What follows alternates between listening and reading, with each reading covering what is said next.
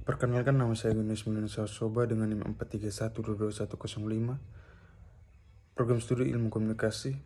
Di sini saya akan menyelesaikan UAS dari Ibu Rensi. Nomor 1, sebagai profesional PR atau humas, selain harus mentaati kode etik kehumasan, juga wajib memahami dan mentaati kode etik jurnalistik.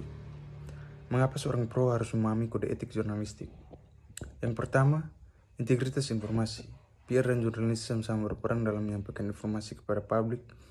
Memahami kode etik jurnalistik membantu seorang PR dalam memastikan informasi yang disampaikan adalah akurat, jujur, dan tidak menyesatkan. Yang kedua, ada kepercayaan publik.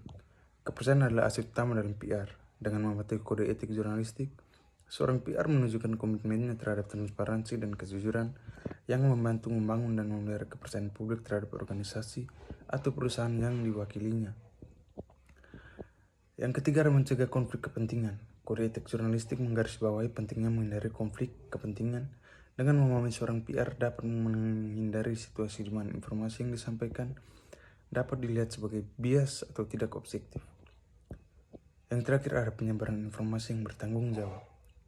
PR bertanggung jawab untuk memastikan informasi yang disebarkan tidak hanya benar, tetapi juga tidak merugikan pihak lain.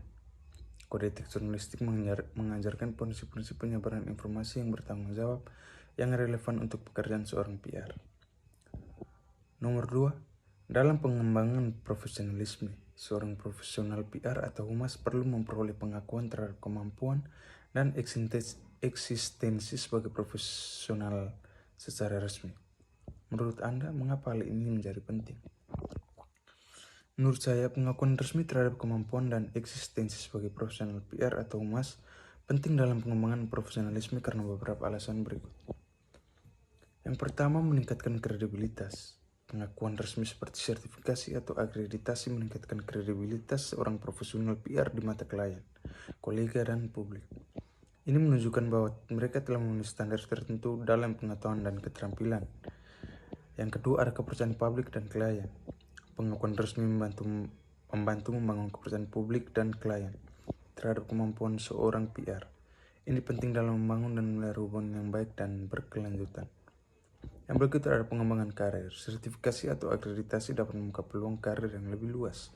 Banyak perusahaan lebih memilih atau bahkan mensyaratkan sertifikasi sebagai bagian dari kualifikasi untuk posisi PR tingkat lanjut.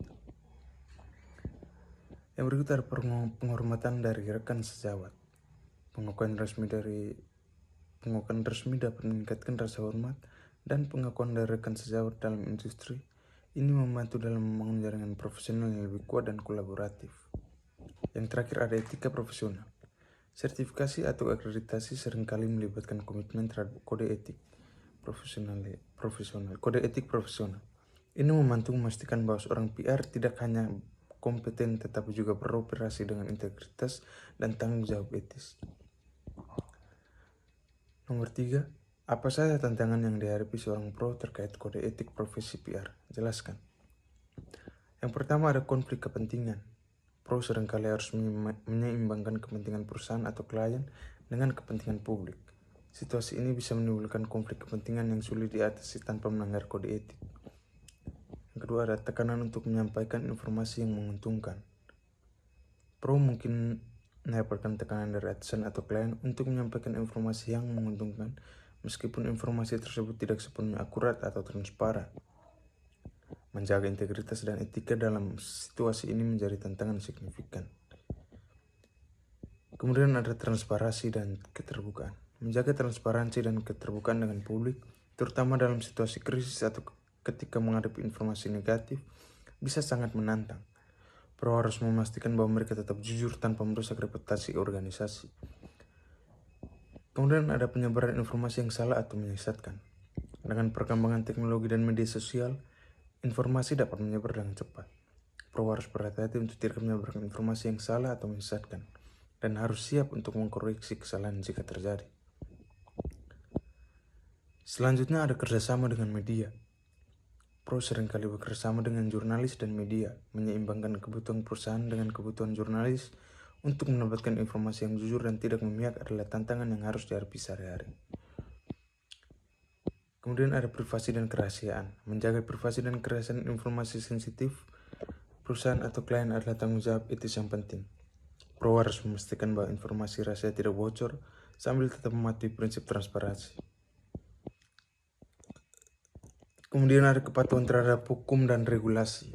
Selain kode etik profesional, Pro juga harus memastikan bahwa mereka mematuhi semua hukum dan regulasi yang berlaku, termasuk undang-undang tentang perlindungan data, hak cipta, dan hak asasi manusia. Yang terakhir adalah tuntutan multikulturalisme. Dalam konteks global, Pro harus sensitif terhadap nilai budaya yang berbeda dan memastikan bahwa komunikasi mereka tidak melanggar norma-norma etis di berbagai wilayah. Sekian dan terima kasih.